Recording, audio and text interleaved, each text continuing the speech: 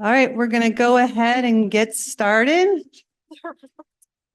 with our next session, which is co-innovation session on space workforce, STEM and education. And this is really timely after the last few comments from the last session, because workforce really cuts across all of the subsectors. So it's my pleasure to introduce this. And so for today, we also have speaking Dr. Scott Erwin, who's Chief Scientist for the Space Vehicles Directorate at AFRL. Casey Anglada DeRaad, which we all know, who leads NewSpace Nexus. And Robert Katz, who proudly serves as CEO and Executive Director at World Innovation Network. So please give them all a warm welcome for this next session.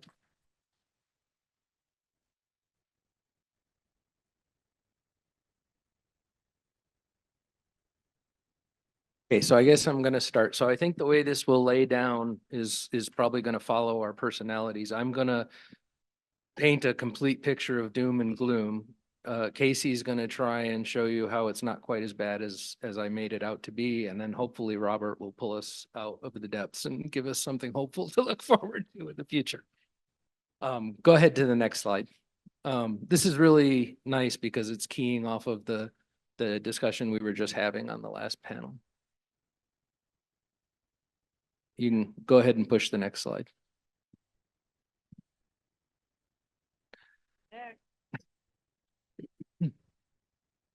Beautiful slide, really. Okay, so the first thing we did was try to summarize, on the topic of STEM and workforce education, what was in the 2023 report. In other words, what had we talked about, the last few years.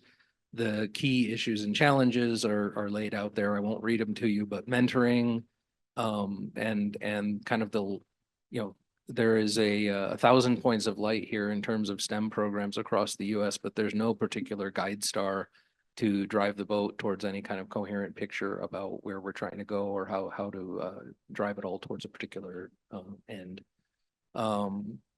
As you'll see in a few minutes, US is not gaining ground with respect to the competition. I mean, the focus of what we're doing here is really what is the state of the space industrial base in the context of a competitive environment on the world stage. So it's not an absolute measurement, it's a measurement of how are we doing relative to our competition. And the last one was the lack of meaningful funding, which touches on the point I think that Dr. Williams made on the last one, which was the cost of the degree relative to the reward you reap once you get the degree. So these were laid out. I don't think any of them are not true anymore. Go ahead.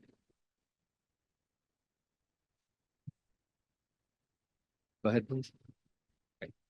And then, these were the actions and the recommendations. They were kind of binned in terms of short-term things, midterm and long-term things. Implementing a pathway to the stars, which I think Casey will be talking about here in a minute. Establish strategic messaging and marketing for STEM programs, which was a recommendation. Aligning, in the midterm, aligning the STEM programs with a North Star vision that could help coordinate things across agencies. Address the funding gaps and engagement models, and then long-term start to look at, what are the economics that are driving this and how can we increase recruiting and retention, and then scaling programs that were started in the near term. So those were the recommendations from last year. Okay, none of that is doom and gloom. That's just facts from last year's report. Now we'll start the doom and gloom. Go ahead. Next slide, please. All right. So I did a little bit of Google searching and researching, and this is the hard numbers that are coming out of the reports. So I'll start with the graph there on the right-hand side. That is the STEM PhD candidates coming out of the United States and out of China. And on a raw numbers point of view, it's approximately a 2x difference, with China producing about twice as many. But the issue is it's really actually more like a 3x thing, because about half of the PhDs that are awarded at US institutions are awarded to non-US residents. They aren't permanent residents, not citizens, but permanent residents are actually included in the half that we're saying are US permanent residents. So So it's actually really a 3x difference. And this is projected not only to continue, but to actually get worse. It's going to be 3x, excuse me, there by the end projected date. Beyond that, I think this was also touched on the last talk, is other countries are actively trying to recruit the PhDs that we have in the United States back into their own countries. That's a little article I pulled from the Washington Post. I didn't subscribe, so I couldn't give you a picture of the whole thing, but I'm sure you can go read it yourself if you'd like to. But that's an active area that our competitors on the world stage for talent are actively working. Go ahead, next slide.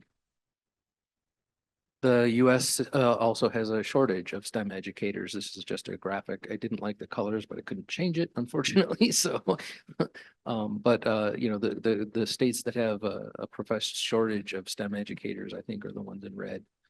The ones in black apparently are at least treading water, if not gaining ground. Go ahead to the next slide. This was a chart I pulled. This was projected increases in employment for different kinds of occupations within STEM. I can't read this anymore, but my recollection was that aerospace was not necessarily on this list in terms of projected increases. And then the other one is a minority representation in STEM. The blue lines are, you know, white, and all the other various categories, which again, I can't read at this point, are in the other categories. But the point is certainly, as far as I've been tracking the data over the years, we never have the ratios that the US-based population demographics do in the science and technology field. So they are heavily dominated by white, non-Hispanic. So go ahead. All right, and then this is STEM education by country. You can see on the one on the left, China is way up at the top there, and then going backwards, this is by STEM graduates, and then percentage by STEM fields, both in raw numbers and on a percentage basis. China is at the head of the pack. On raw numbers, we're doing, I guess, about third, but when you look at percentages, we drop down towards, I think, maybe 7 or so. Go ahead. And this CSET website's great if you want to scare the hell out of yourself and read up on details. But this is inflow and outflow rates for different industries for science and technology professionals. And the first thing I didn't understand is what that acronym, that FANG TM at the top is. That is Facebook. There's a whole category now for these very finite number of companies, Facebook, Meta, Apple, Amazon, Netflix, Google, Alphabet, and Microsoft. They get their whole category, just those companies, because they have so much of a job market. But down at the bottom is DoD. And what that's saying is that, you know, on average, you're seeing a 77% outflow versus a 29% inflow. If you think the government is making bad technology decisions today, just you wait. Okay. If we don't figure out how to get people involved in how we're going to manage our science and technology enterprise that know what they're doing, I don't think the situation is going to get better. You're already stuck with me. So go ahead. All right, and this is maybe more fodder for reading later, but there was a White House STEM education report that came out that kind of listed these highlights and actions. I didn't actually look to see if they used the SSIB as a reference. But nonetheless, these are the kinds of things we'd like to influence with the work that we do here. And then go ahead. One more slide, please. And then this was just some information I pulled off a slide. Truth in Advertising, the company that I pulled this off of, actually makes some of the products that support this. So you'll have to take that with a grain of salt. But of course, there's the ever-present AI machine learning. But these are trends that STEM educators are looking to use in new tools, if you will, that they want to look at using in terms of providing STEM education. That one at the top was an interesting report to look at how people's attitudes towards virtual versus in-person training have changed over the years since COVID. I think this might be my last slide, but I do have one more comment I'll make. Go ahead, one more slide, see if that's Casey's. Yeah, so before Casey jumps in on this, I guess what I really wanted to say is I think what we really need to think about here is, you know, culturally, you know, the question was asked, why isn't the market taking care of this? The market drives towards what people value, and what people value is one of the things we call culture, right? And so You can have all the shortage you want, but if it's not something that the culture values highly, it's still not going to pay a lot of money. And again, all of our thinking here should be in the context of a competitive world environment where if another country pays more for an engineer than we do, that is going to affect an engineer's calculus. Or if another profession pays more than an engineer, even if the engineer is making more than they do today, that's still going to be a relative decision. So we can't look at it in absolute numbers. We have to look at everything relative to the competition, whether it's international or other professions. All right, let me turn it over to Casey, who will try to cheer you up a little bit now. Okay, thank you all. One of the recommendations that we had last year was to implement Pathways to the Stars. And I am happy to say, one of the recommendations we have gotten started on this. This in partnership with the AFRL, and we're have state partnership, a little bit of industry, though I'm going to be looking for more. We are able to get going on, we have the plan together, but the idea is the Pathways to the Stars. We'll put together a strategy just to interconnect all the way from early childhood to early career, and be able to also, a key part of it and why NewSpace Nexus is taking this on is we have a lot of tie to the space industry is we need that interconnection with space industry. You'll hear me say now and then that the companies can't expect that this workforce is going to be ready when they're ready to hire. They need to get into the trenches with us. And I believe you heard that from Bucky, where, you know, the mentoring, what he said, the two things that help is an experiential learning as well as mentorship. And so a lot of this, the mentorship will come from the industry partners. And then the experiential learning are these different programs that will be along the pathways. So we got started with the plan. I think I saw Mathis Shinnick in here. Mathis helped us put the plan together this last fall. We have some great folks from STEM Boomerang and Pathway organization, where they're really starting to do putting a gap analysis of the different programs that are out there. There's lots of great programs, but they're in their own pockets of good. And so we're really looking at how do you start connecting from that early childhood all the way to the next level of where you might be middle school, and there's some curriculum programs.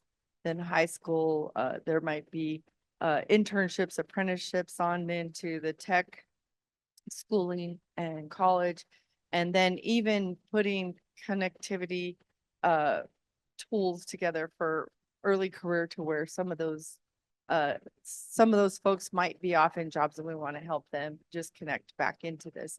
I think, so we're on our path. We're setting up, we have a leadership committee, and we're putting our first, it's sort of an advisory board. If any are interested, then come see me. But we're planning to meet with this leadership committee, explain what we're doing, make sure we're covering all the bases, and then be able to get, you know, vector anything we as we need to change it. For the industry, I will say Blue Halo has come forward and partnering with us. And I know I'm looking at Brad because Lockheed has talked about it and Northrop Grumman has talked about it, but I'm purposely, you know, calling you all, but we need the industry to come forward, and we want it to be from industry. Now we do have buy-in from our state, which has, we've talked about getting help with funding internships to get that experiential learning. So we're going to be going to all sources to try to put this together. And then I write there from New Mexico for the nation. The idea is that near term, we're getting this started in New Mexico. Far term, we think that we could keep, especially as we have access to this national industrial base and even global as we start working with some of these partnerships, that we can scale this to be nationwide, but we're starting here. And I'm just here and excited and happy. I'm the happy person to show that we have a pathway to get, to inclusively grow the workforce all the way to the stars. So Wow, that's amazing. That's amazing. That program's amazing. This whole conference is amazing. I'm not amazing because I'm short, so I'm going to stand up so everybody can can see me. So first of all, I want to thank so much our amazing hosts here for having us and putting this an incredible opportunity together for us all to interconnect, just like all those interconnections. That's really a metaphor for what is happening here at this event, both in the halls and outside the halls, and outside the halls, much to Ariel's dismay, of course, sometimes, but that's where the magic is made, in and out and all around. So please, everybody, thank the amazing Casey and her team, Scott and Ariel and Carter, for putting this all together and inviting us all here to be part of having this magic all be made. And so it's really exciting to be here at the launch of the Pathway to the Stars, where Casey and her team is now doing for the talent industrial base what you have been doing for the space industrial base, essentially. So bringing those together and connecting everybody together, because that's what really needs to happen in the educational realm. As you say, there's so many programs. As I always say, I'm at the Kennedy Space Center, and as soon as an astronaut lands, the first thing they do is create a new STEM program because they're so excited about having more kids, and they're great. They're all wonderful, but they're all in silos. And so having this opportunity to get them together and then do what's really needs to happen is scale. Communicate and scale. And so really exciting to have that happen. I'm going to just share a few of the initiatives that I have going on that feed into the Pathway to the Stars. Just some examples of some of those programs that we're going to connect and then scale up to the rest of the country. And I'm putting these under the umbrella. Of course, since my initial introduction into defense and space industrial base was through the Star Wars program, I'm called it the Strategic Earthshot Initiative, of course.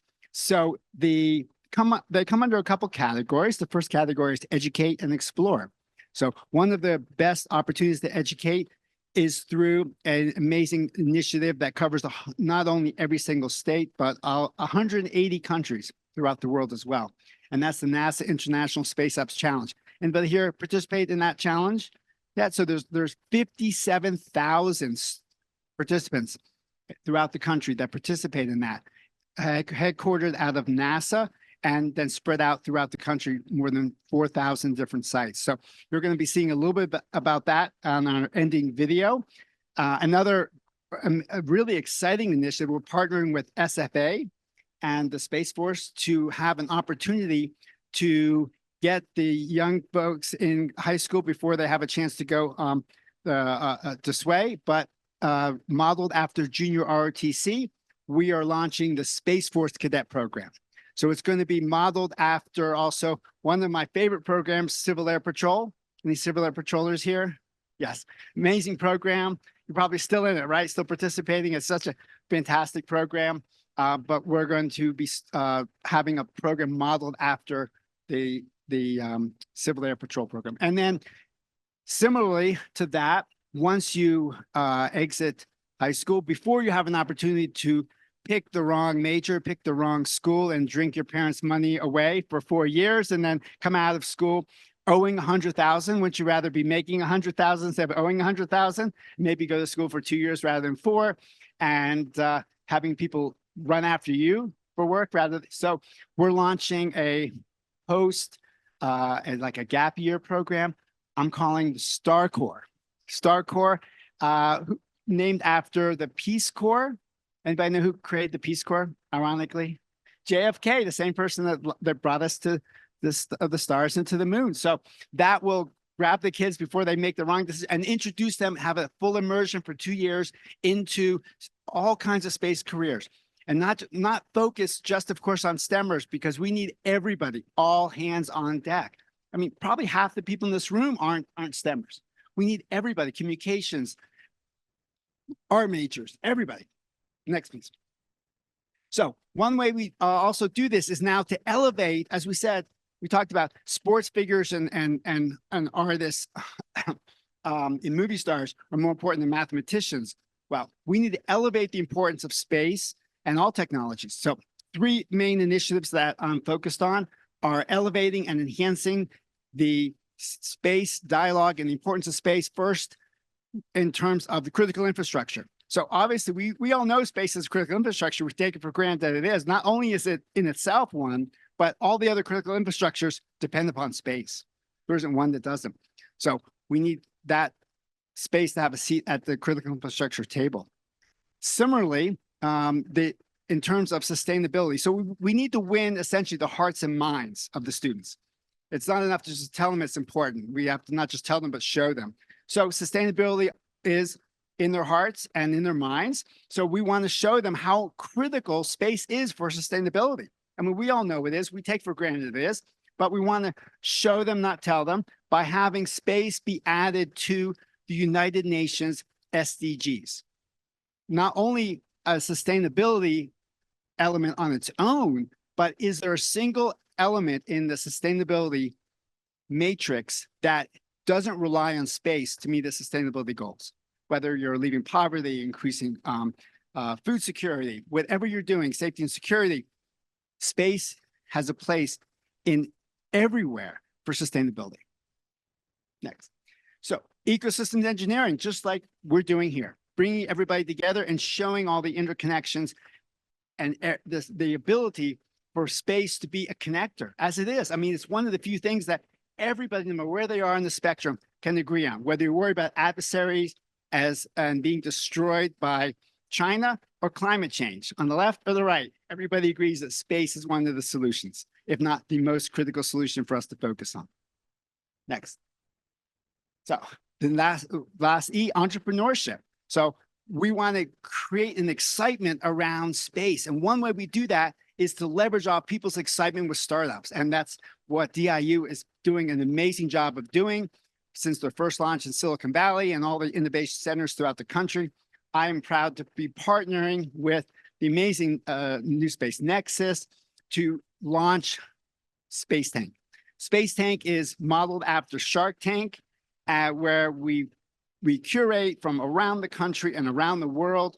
We had over 14 different countries represented in the finalists, the best and the brightest in innovations, people that maybe didn't even know they were a space company, but they have a solution to contribute to space and be able to have the excitement that's generated by a competitive competition and the best and the brightest, and something that the young folks can look up to and say, that's something exciting and fun for me to be involved in. So that's what we're looking at doing.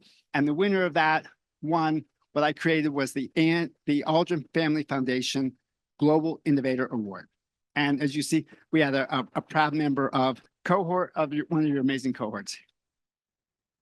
So lastly, we want to engage. We want to show everybody that regardless of we show every student, every aspiring astronaut, that you don't have to be an astronaut to contribute to space. We need everybody. We need everybody from musicians to mathematicians, from artists to astronauts.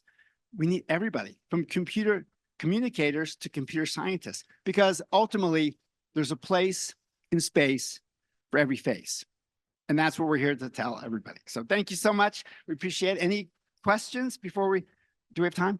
I No. just want to comment on the yellow in your slides really matches what you're wearing. I always notice the, Do we have time for questions? Or? yes, there's time. Oh, I want to add one more thing is one of the things we talked about in the working groups last year was we need to do the inspiration and we need to bring along like our whole workforce. And so that means inclusive, need to bring in the diversity. And that's where we wanted to start that connectivity in early childhood, because you need to start, sort of like a sales pipeline where it gets bigger and you keep going, right? And, but I have to say we're, Laura Winter she's probably preparing her podcast for this week. I don't see her in here. She challenged NewSpace Nexus to maybe use the timing of the SSIB and the initiatives with the pathways to the stars to get the National Space Day National Day of Space going again. It is actually an official national day. It's May 2nd next year. So we just found out that the venue is available and we're going to do the SSIB that week. And I want all of you to help me because things like that, I mean, in China, I think schools close, Yes. right? I mean, It's a national holiday. Yeah. right. So we could start it with this and then keep going big. Sure. Folks, I hate to be the negative, so I'm gonna, I know, as we're talking about this topic, the thing that I think that is missing is, if you think about it like a sales funnel, where are we losing talent that is interested in the field, but then isn't showing up in the workforce today? Why are we losing people from this field? It's not because space isn't exciting. The previous panel just laid out our problem. Of his 30 friends, he makes less than everybody else. And yet we should go into schools and tell people that space is really cool and you should get into it. It's out of sync. And I think industry needs to have some attention into understanding what it's like to work in this field, to have high expectations that maybe aren't getting met, and really understand why we are losing talent from the space field. Because we can get as many students interested, but if they're just going to drop out anyway, we're not actually going to be addressing the real issue. So I don't know if I got more grumpy than you, but I was trying. Yeah, good luck with that. But I think, my put to that would, ultimately this is going to come down to what does the culture value and what's important. At some point, this will be important. Now, whether that point is too late for us to do anything about it or not is a different question, but this is going to be important if you want to maintain your technological advantage and kind of keep the world order the way we like it right now. So the question is whether we're going to actually wake up to that earlier or later, and whether there'll be enough time to do anything about it. But the brutal fact of it is it is important whether we like it or not. So, I know this time last year when we were at the workshop, we talked about the fact that, there's that, what do you want to be when you grow up question? And, I want to be an astronaut. I want to be, well, in the United States now, I think last year we talked about how it's changed to TikTok influencer in the United States is like one of the number one things people want to be. In China, they still want to be an astronaut. So, it is culture in the end, and that drives these things. All right. Well, Sean knows my glass is always half full. So I'm going to flip to the other side with Casey. And, Exos is 10 years in startup. And I've got a team. Doesn't matter what's going on. They're going to be there. And I've seen our guys go a year without a salary because they believe in what we're doing. So I believe there are those people out there that have the vision for space and making a difference that are going to push through. And they're going to be the ones that are out there physically testing hardware and building things and changing the future. So there's the glass half full part. Yes, Thank I agree. I already got another one. And I think I used to run a lot of the STEM programs from AFRL, and there is some drop off as you go from the younger ages to the undergrads. And it was in STEM. The math is hard, but there's ways to keep them in by keep inspiring, but also this connectivity. Because a lot of times we would work with a bunch of fifth graders, right? And then who knows where they went. And then there wasn't a way to keep them into like, okay, now let's do here's these programmings for you. So I really think that connection part of the pathways will help keep putting all these programs together, and you can keep more in the system. And to not go into details, our state leaders are showing us how to keep track of the students individually to be able to, keep them in the inspiration system. Yep. So I think there's two populations that we're talking about. Oh, wow, that's great. There's two populations we're talking about. There is one population that may be that you're fighting for because they're looking at other jobs. That's normally the population that this population sees. But there's another population, probably a bigger population of students, kids under 30, almost everybody under 30, except for me, that isn't even in the workforce at all because they aren't even inspired to get off their phone, off their tablet, off the couch, and even get into the workforce to start with. That is potentially a bigger existential threat to our country than not having a secure space, not having a secure population. So Robert, you went space- to the dark side there? No, that's the bright side. Space has the opportunity to get them into the workforce in the first place. And if we do, and they go to another career, God bless them. Like at least we got them inspired to contribute and get back into society and get back into a social environment, which employment allows them to do. My name's Jerome, CEO of Amplified Space. So when I think about this topic, I'm starting to draw some parallels between some of the other conversations we've had. And having gone to the University of Colorado and studied their numbers and stuff like that, 80% of the students in the grad school are foreign nationals. And they are primarily in the power section and the embedded circuit section in the just in electrical engineering, right?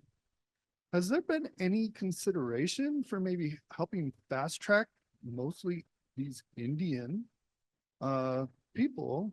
And we were talking about India yesterday and how we're competing with them. And they want to stay here. They're coming here to be educated and wanting to stay here.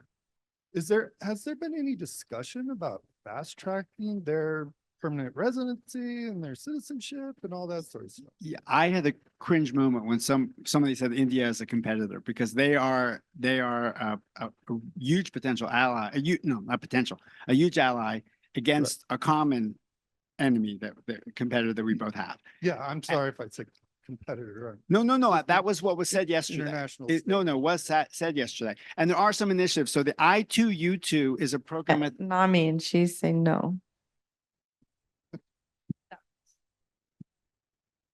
She just was explaining where India is Yeah, and what they're doing, not necessary as a competitor, correct? Okay. Okay, well, so they're a friend. I mean, they are absolutely our friend. And is that right? Can I say that? That's what I said. I mean, and so much so that please, everybody join us September 19th, Space Tank India edition. I was invited to go to Bangalore at their 10,000 person space conference. We're going to be running Space Tank there with the idea that the winners get to come to the US and bring their brilliance and be able to help. We'll incubate them here, hopefully here, right in Albuquerque with all the amazing resources that you have, and then help them contribute to both the space programs of both partner nations. Please look up, the State Department has a U2 I2 program. So the I2s is Israel, India. The U2 is UAE, United States. And the State Department is very active in having specifically space programs to bring these partner nations together. I guess as a small business, I'm scared to death of hiring somebody of Indian nationality specifically because of the draw to the DoD, and what's that? But the talent pool there is huge and it can help now. Absolutely. I was, my experience has always been that permanent residency process has been incredibly long, but just this week we talked to the gentleman from Gitai. I don't know if any of them are still here. I don't see them. Anyway, they were letting me know that they had, I think, if I remember the number right, they had gone through a 3-month process to get their permanent residency when they came over from Japan to bring their company with them. So I'm not sure if that was something special or if that's just a general indicator that things are getting better, but that was a good news. Just for the newspapers, I gave you good news today, okay?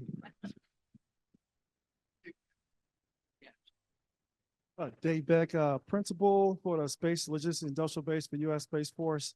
I've been doing STEM for 32 years, 35 years. It took 44 years for me to get into space. I started this job a year and a half ago. It took 44 years since I was 6 years old to get this job, and I love space so much. Got four points. Number one, 2 weeks ago, I was one of maybe one or two people from Space Force. The International Science and Engineering Fair was held in Los Angeles.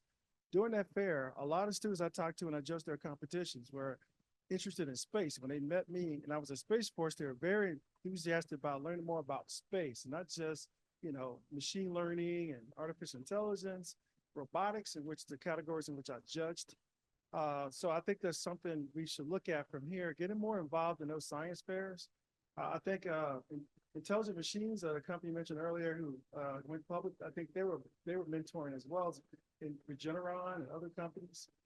So number two, Space Force, we had the same problem everybody else has, right? Trying to recruit people. I've had the difficulties since I took this job, trying to get people in here, but the opportunities, I think, outnumber the objectives too, because space will increase different types of new engineering disciplines.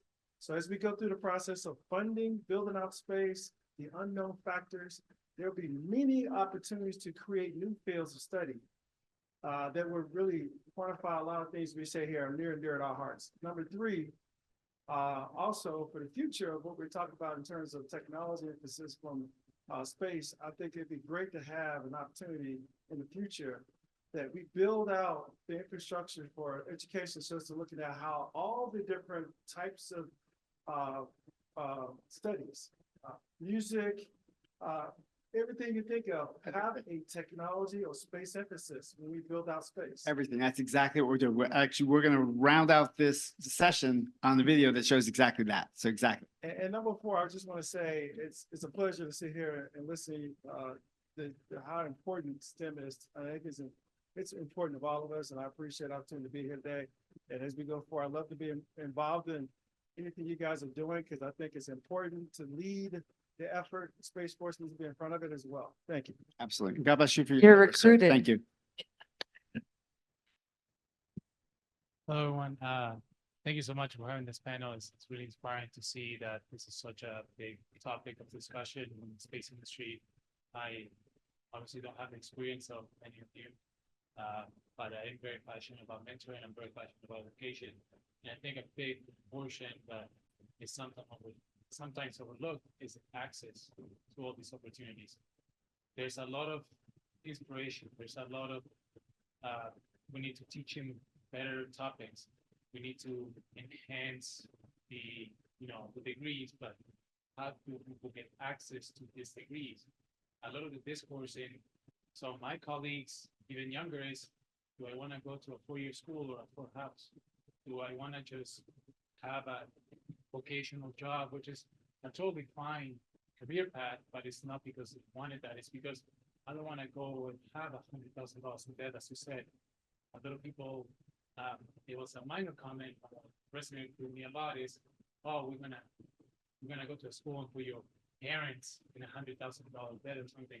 Some people don't have parents. Right. So that's the part of the main initiative of the Space Corps is to show all of the jobs that can be done. And there's a huge emphasis on two-year degrees, or even trade school programs or apprenticeships in lieu of even 2 years, or done it simultaneously. So that's part of the program, is to educate and to show those opportunities very, very early. Because I'm at KSC, you can build all the and have all the technology you want, but you have to physically get it up there. And to do that, you need a lot of people that have a lot of tech trade skills and a lot of infrastructure skills. So absolutely. Absolutely agree. And just to close it out, it gets even more challenging once you want to go to master's school, which a lot of our industry needs, or specialized skills, or master's or PhD or so on.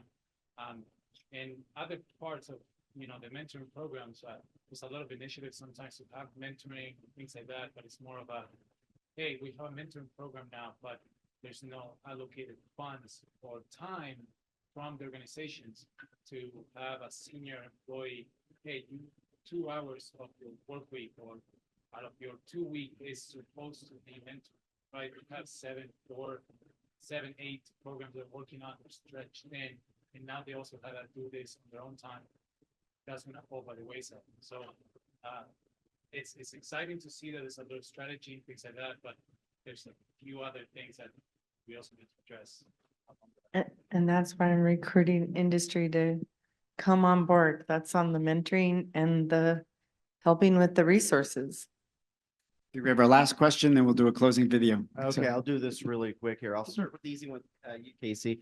So I've actually done a few successful aerospace outreach with NASA last 20 years, and also helped out in the state of New Mexico. I mentored a lot in their science fair program. Is your vision tying in? They have the state of New Mexico has an excellent science fair program, starting from the elementary on up. My kids, I've mentored many other kids. It seems to be ahead of many other states, to be honest. The idea is to connect what's already out there, not reinvent.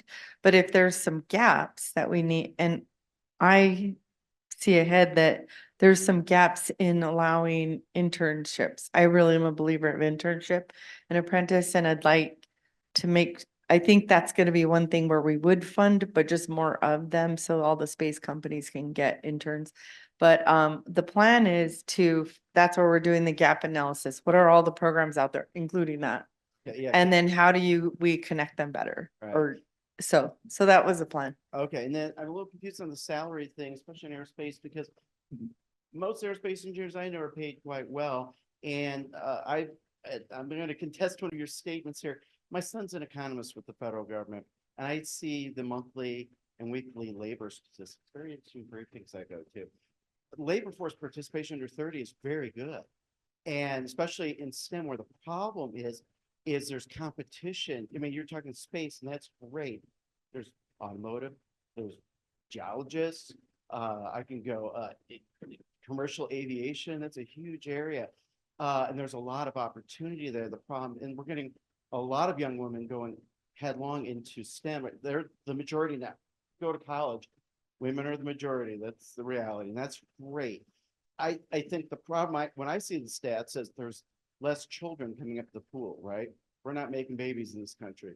And secondly, us older people, especially after COVID, got a big retirement. We're retiring, right?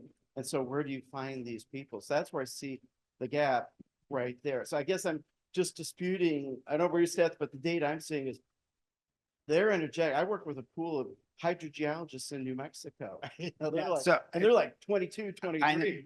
I think we're all in bubbles, though. We're all in bubbles. We don't see, so people that I mean, when you first graduate college, you don't even get into those stats because you aren't in unemployment stats. You don't. So it's, I think, and there's Department of Labor Bureau. Yeah, and there's underemployment as well. So a lot of the kids are fighting to be able to get Starbucks jobs, retail jobs, to work at malls, to work multiple side jobs. I mean, you see, they're trying to have jobs that we had in high school that we 15 to get up to a living wage. They never were intended to be a living wage, but people are fighting for those retail jobs, those Starbucks jobs, the jobs at the mall.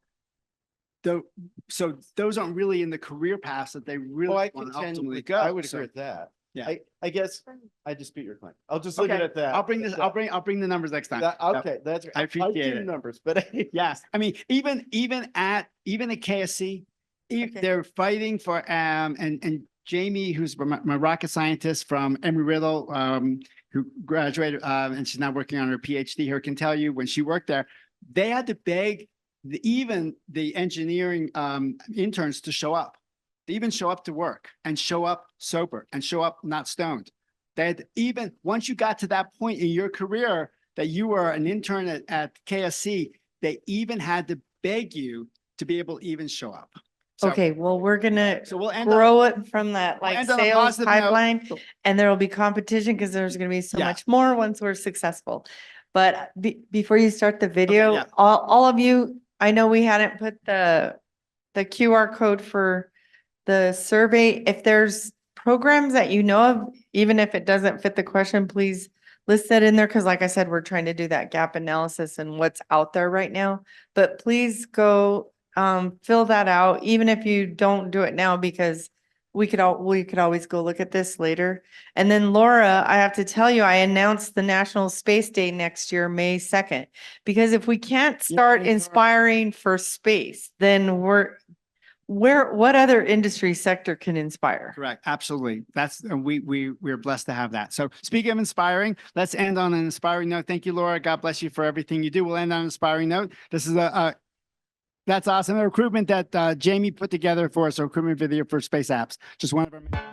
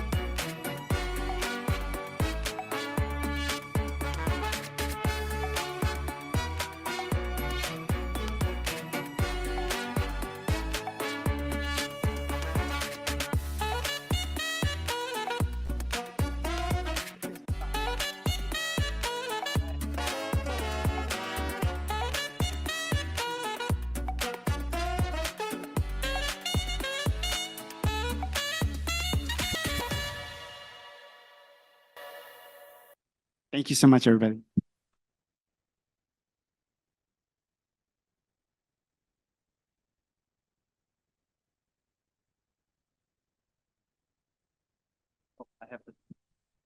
I have to summarize, apparently. That would have been good to know before we started the session. I'm pretty sure my intro was, I tried to give everybody. Well, I do, but if you let me talk again, that might change. So, no, the numbers I presented at the beginning were meant to just set the stage about, there is a problem here, whether we like it or not. But I think our intro was pretty accurate in the sense that, Casey presented one of the things that we're doing. I think Robert presented a much more holistic view about things that are going on that could potentially help us provide that guide star that we talked about in the report. I'm sure there's other things out there as well. So, but I think one of the important points here is that this, one of our supposed advantages over our competition is that we are a very participatory form of government. You don't have to be invited in order to play. We just had our summer interns show up, and I told them that, it's really easy to make fun of the government. It's like clubbing baby seals. There's really no sport to it whatsoever.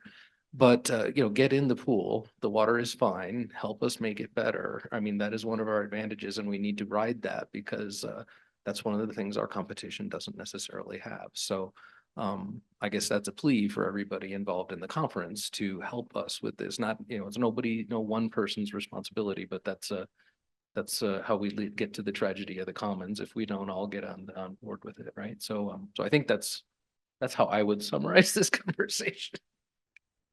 Companies come see me, but I got handed a note to announce the June 20th, NewSpace Nexus always has a monthly networking T5. It's third Thursday Tech Talks. And we're doing a collaboration with the AFRL Scholars Program on June 20th.